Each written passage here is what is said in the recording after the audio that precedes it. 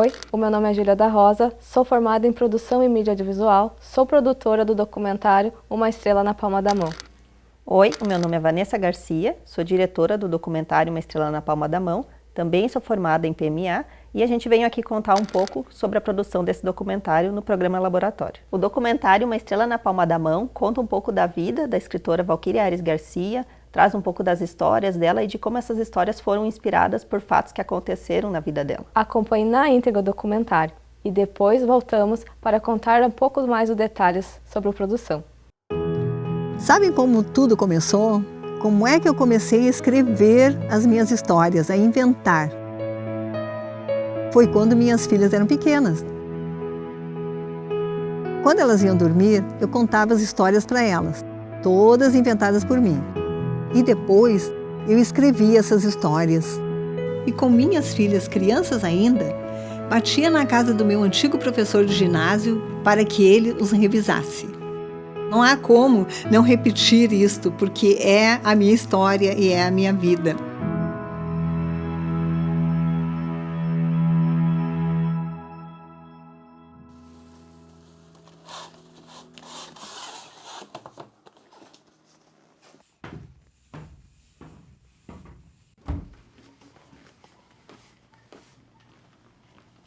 Naquela época em que eu escrevia as histórias quando as minhas filhas dormiam, eu nem imaginava que um dia eu poderia ter um livro ou qualquer outra coisa nesse sentido.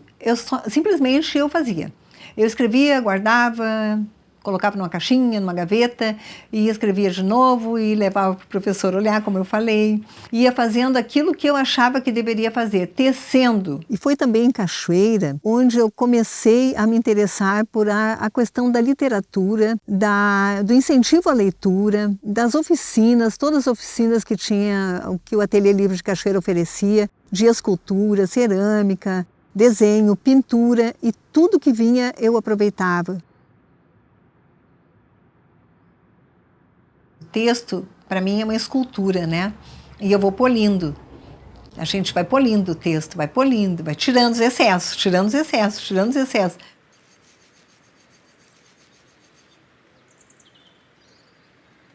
A bruxa Rochilda, que eu ilustrei, ela foi feita embasada em esculturas, porque os bonecos são tridimensionais. Então, esta minha vontade, essa minha inclinação para a escultura também, né, me possibilita muito ampliar as técnicas de ilustrar, de criar.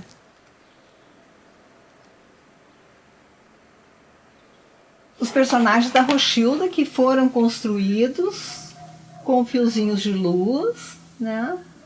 Ele também foi construído, como eu disse, a partir dessa experiência com escultura. Eu gosto de fazer essas coisinhas esculpidas, modeladas à mão, né? Muito livre. Não tive a preocupação de perfeição. Uma que eles são bruxos, eles podem tudo. Podem voar, podem ser imperfeitos à vontade. Imperfeitos, uma coisa difícil de dizer, porque eles têm a beleza deles. Eu sempre digo, vejam como eles são belos. Belos dentro daquilo que eles podem ser, que eles representam. Não é uma beleza clássica. Aqui tem uma bruxa negra, foi em homenagem a uma amiga.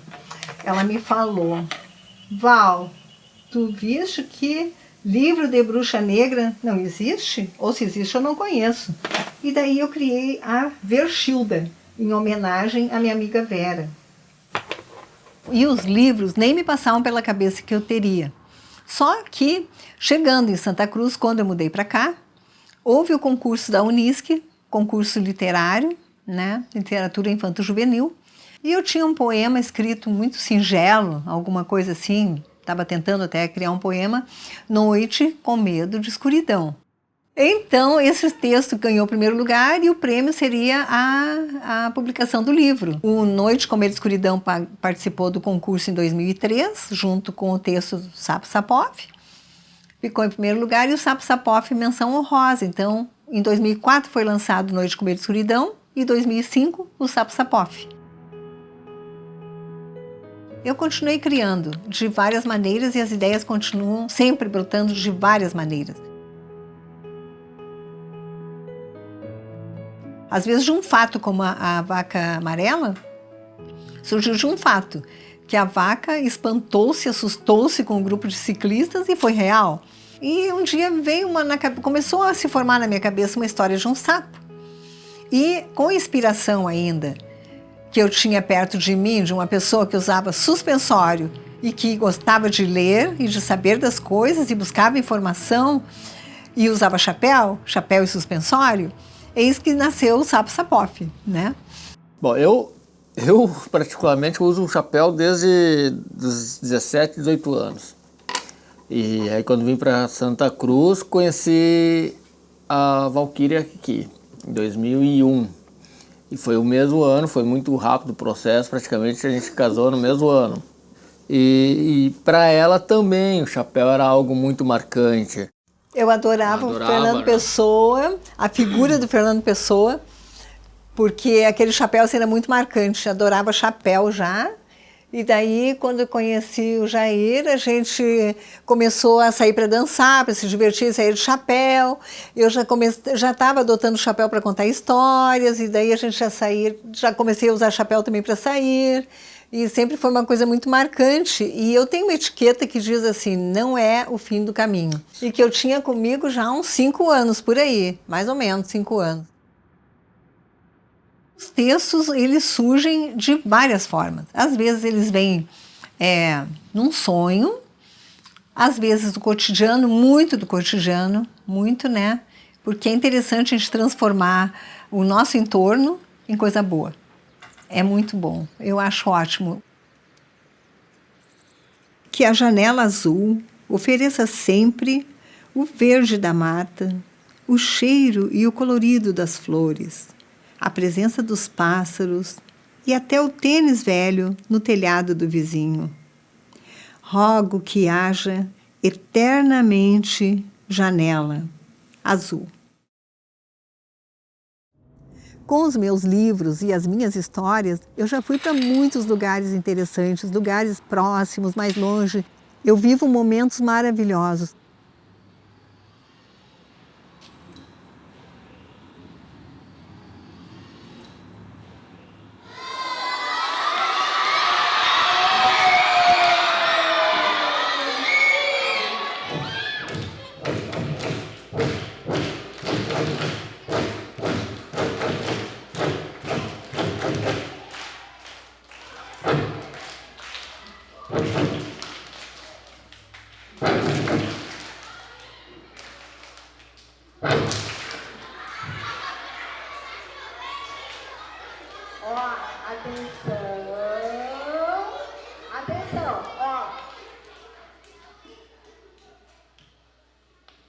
A coisa que mais me motiva a não desistir é uma criança que chega para mim depois que eu conto uma história, depois que eu mostro os livros, que eu falo que leitura é importante, que é importante a gente ler, conto aquela história que no momento que a gente conta a história, a gente está encantando o livro, tornando esse livro muito mais perto da criança.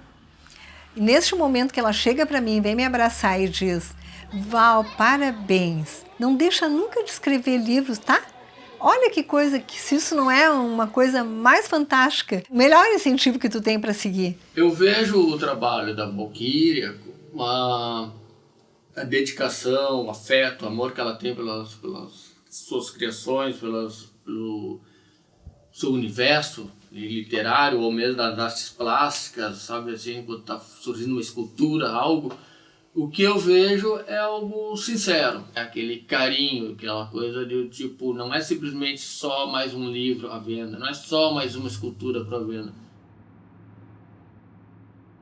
A gente sempre fala sobre as conquistas, e conquistas, eu acredito que no decorrer do caminho, no decorrer da vida da gente, são muitas. Algo que me deixou muito feliz, assim, foi ter sido chamada para a Academia de Letras de Santa Cruz do Sul. Foi uma coisa muito bacana, porque quando eu trabalho, eu não fico visando algo, as coisas acontecem. Faço parte do Autor Presente, do IEL. Os autores visitam as escolas estaduais, e levam seu trabalho através do IEL. Em 2016, uma surpresa muito grande para mim foi ter sido convidada para a escritora homenageada da Feira do Livro. Foi realmente assim, uma coisa que eu não esperava e me deixou muito feliz e cada vez mais, com a responsabilidade cada vez maior de crescer, de ser cada vez mais importante no que eu faço, importante para as crianças, para o meu público. E é isso que importa, é o meu público. Filho, eu acho que é uma coisa, acho não, tenho certeza, que é algo que dá muita coragem para a gente. E eu fiz uma homenagem em outros livros também, mas o mais recente, o Cadê o Vento, que eu prestei uma homenagem para as minhas filhas. E eu digo, para minhas filhas Fernanda, Karina e Andresa, que me fizeram forte pelo simples fato de existirem. Isso é verdade, né? Filho, dá uma força pra gente que a gente não sabe de onde que a gente tira. E os meus netos, homenageei os 3 também já em vários livros, em outros livros. E o da bruxa Rochilda, eu criei 3 bruxos. O Luxildo, o Guixildo e o Machildo.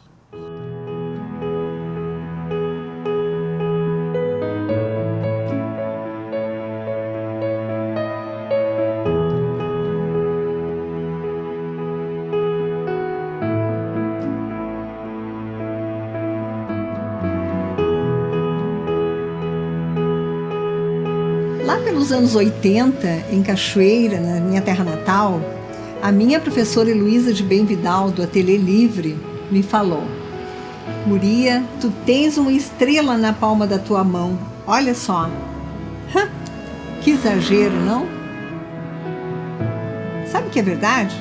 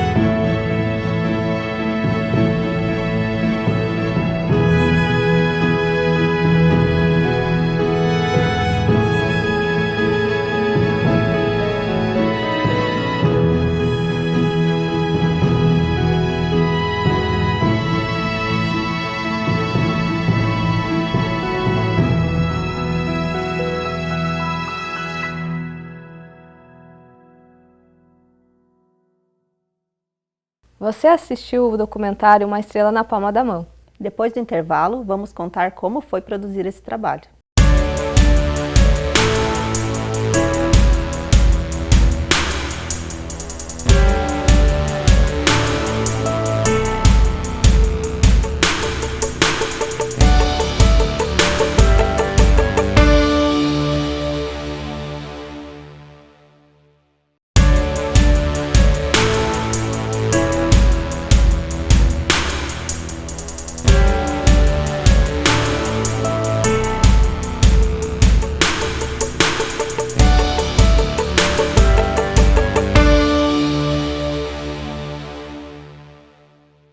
O documentário Uma Estrela na Palma da Mão foi produzido para a disciplina de Projeto Experimental com a orientação do professor Jair Giacomini no 9º semestre. Ele foi desenvolvido em 2019.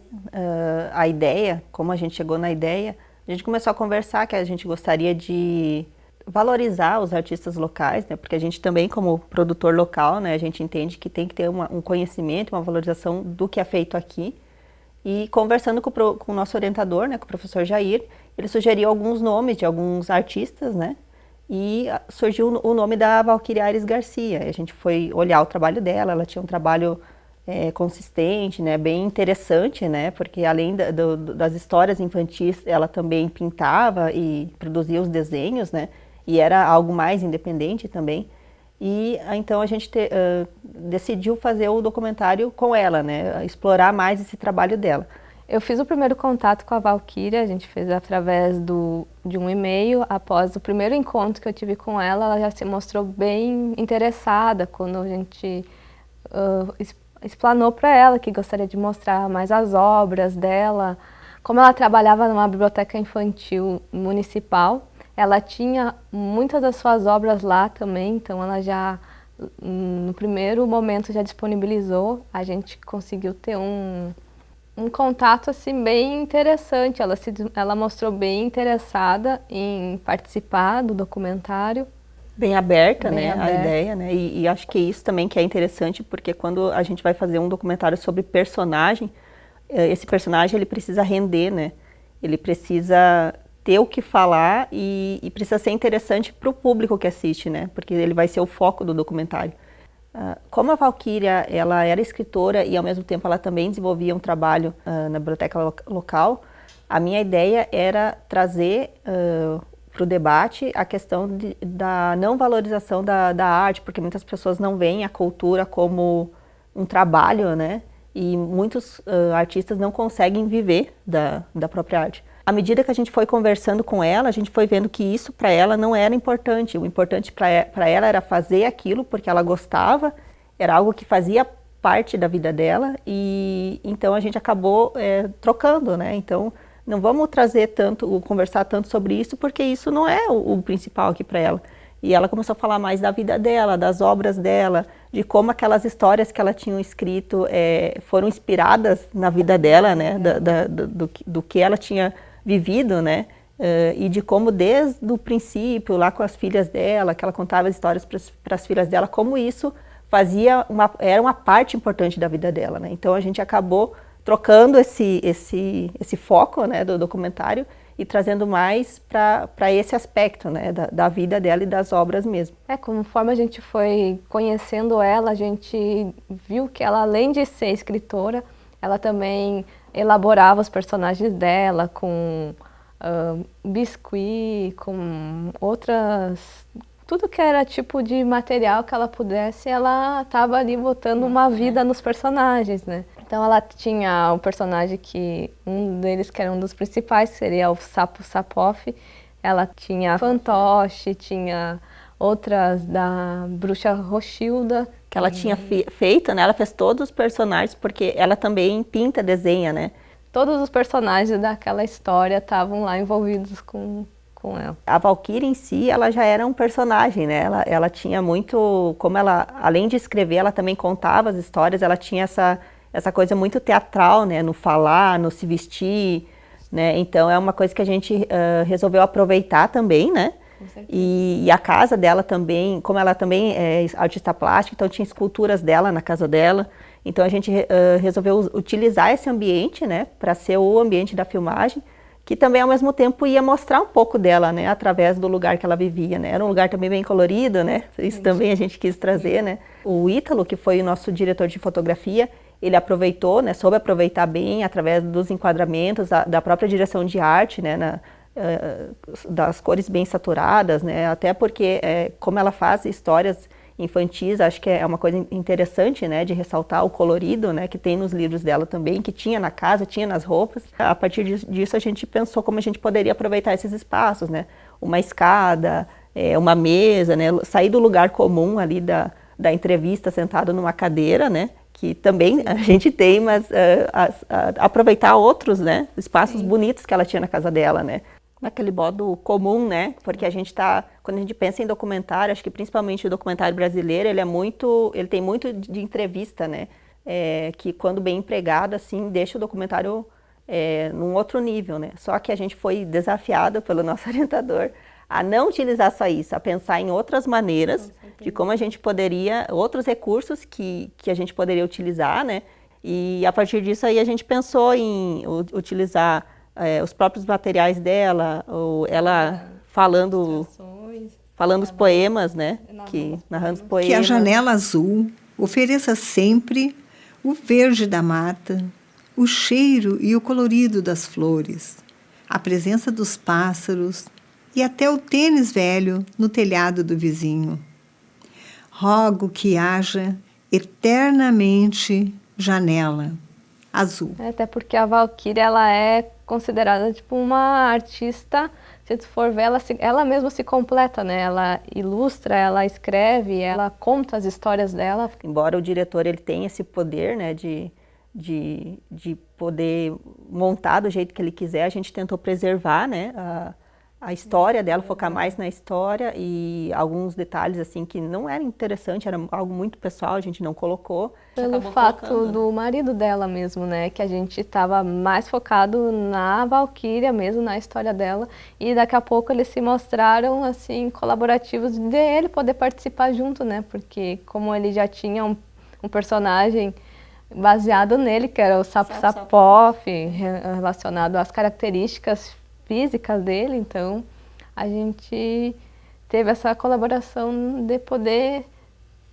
ter ele junto, né? Sim, e também os filhos, né? Porque a gente viu que a família para ela, as filhas dela, os netos, né, o esposo, esse núcleo familiar era algo muito importante e era algo que ela sempre trazia nas histórias, né? Na produção, uma coisa que foi diferenciada ali também foi quando a gente começou a montar, né? A edição que normalmente a gente faz primeiro a produção e depois a gente faz a pós, no caso de edição, e nós trabalhamos a edição junto enquanto que produzia, né? A gente tentou já mais ou menos separar, né, ir separando, porque no final tinha mais de 8 horas de gravação e era um documentário de 12 minutos, né, 10, 12 minutos. A gente tentou ter um pouco menos de trabalho fazendo enquanto a gente estava fazendo, mas acho até para a gente conseguir se localizar, né? Enxergar como estava ficando, se estava indo para aquilo que a gente achava que estava fazendo, né? Porque às vezes tu tá ali tão focado naquilo que tu tá fazendo que tu perde um pouco a direção, né? E depois quando tu para e olha o que tu gravou, às vezes não é bem aquilo que tu achou que era, né? E aí isso foi importante. Teve muitas coisas que a gente olhou, mas não soa tão natural quanto que a gente, no momento que foi proposto, né? Então, no momento da gravação ali, né? Uma coisa assim que a gente utilizou também, que foi a encenação. Parece que é uma coisa contraditória, né? Porque documentário é o real, né? É tu falar sobre a realidade. Então, a gente, né, como leigo, como um espectador leigo, a gente sempre pensa que a pessoa está agindo naturalmente ali na frente da câmera, né? Só que na hora de fazer, deu aquele medo, tá? Mas se a pessoa estiver encenando, vai ser documentário, vai ser real? Só que pelo que a gente estuda, a gente vê que pode, né? Então, a gente usou essa coisa de encenar, né? Em alguns momentos, quando ela desce da escada e senta ali na mesa e abre a caixa e vai ver o que tem na caixa. A parte que ela está na janela e que a gente coloca a poesia da janela, né? São momentos, assim, posados, né, para a câmera, né? Mas que não deixam de representar e de trazer, né, o contexto do documentário, né? Porque o documentário, ele comporta também isso, né? Após finalizar a produção, a gente fez uma exibição de primeira mão, digamos assim, para a Valquíria, né? Que foi ela, o marido dela e a equipe, para mostrar. E ela se emocionou muito, a equipe inteira se emocionou, né? Porque assim, depois de tantos meses, a gente se dedicando e tentando fazer da melhor maneira e ver que o resultado saiu como a gente esperava, foi bem gratificante. Né? Que tocou, né, também. Com certeza. Né? Eu imagino assim, para a pessoa que está sendo entrevistada, ela não tem nem ideia do que vai ser colocado ali, né? E tu vê assim, ela se emocionou de alguma forma a gente conseguiu, então, pegar o centro, aquilo, né, que era importante para ela também, né, isso foi bem legal, né.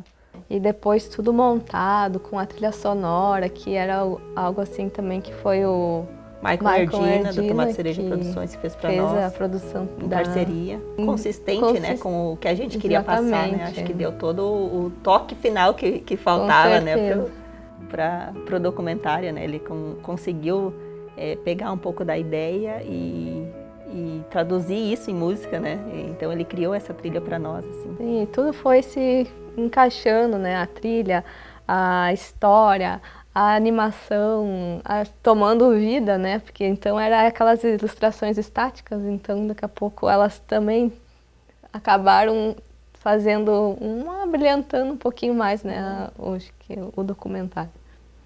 É porque a quantidade de meses que a gente estava lá, né? E toda vez uma nova descoberta, um novo compartilhamento de alguma coisa que para ela era interessante, né? A gente conseguiu de alguma maneira passar confiança para ela, dela também se abrir pra gente, né? E falar um pouco mais dela, né? E ela mesma acho que se descobria algumas coisas que nem ela não lembrava que tinha, né? Porque ela foi procurar nas caixas dela de coisa guardada, né? Muitas memórias, né? Coisas que marcaram ela e que de certa forma vieram à tona de novo, né? Porque são mais de 20 anos trabalhando com isso, né? Então, como escritora, né? Mas que ela começou como artista é a vida inteira dela, né? Então, é uma vida inteira, né? Que quando tu começa, Com certeza. é algum resgate, né? Para a pessoa mesmo. Sim. Esse foi o programa Laboratório com o documentário Uma Estrela na Palma da Mão. Esperamos que vocês tenham gostado. Até a próxima edição. Tchau. Tchau.